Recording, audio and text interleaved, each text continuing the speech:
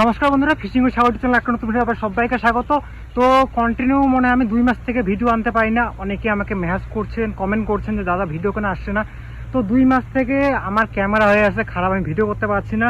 তার মধ্যে আমি 2 মাস থেকে মাছ মারতে আসছি। 2 মাসে 2-3টে টোটাল মাছ পাইছি, মাছ বহনই হয় না এমন অবস্থা। তো ভিডিও আর কি করব। তো অনেকদিন পর আজকে নদীতে আসছি। জায়গাটা আমার বাড়ি থেকে প্রায় 20-25 কিলোমিটার উত্তরে, হেলা পাখি পার করে। তো আজকে আমি বিশ্বাস করবো না, সারাটা দিন এইসব জায়গায় চেষ্টা করলাম, বাইম রেসিপি নিয়ে আসছি, চাল নিয়ে মাছ জন্য ট্রাই করছিলাম, এখানে চার করছিলাম। তো কোনো মাছ পানি শেষ মাস আমার এই যে 18 ফুটের ছিপটা, এটা দিয়ে আমি বাঘারি মাছ ওই কাঁচার গুলোতে, আপনারা বিশ্বাস করবেন না, এই দেখুন মাছ দেখুন, 1.5 ঘন্টার মাছ, বাড়ি নিয়ে যেতে আমার অসুবিধা হয়ে যাবে।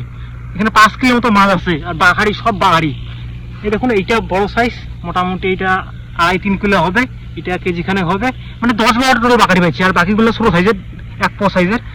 তো আশা করছি ভিডিওটা আমার ভালো লাগছে। তো দেখা হচ্ছে পরের ভিডিওতে। ইদানিং আমি ক্যামেরা ঠিক করবো আর ভিডিও আসবে, আপনারা সঙ্গে থাকুন, দেখতে থাকুন।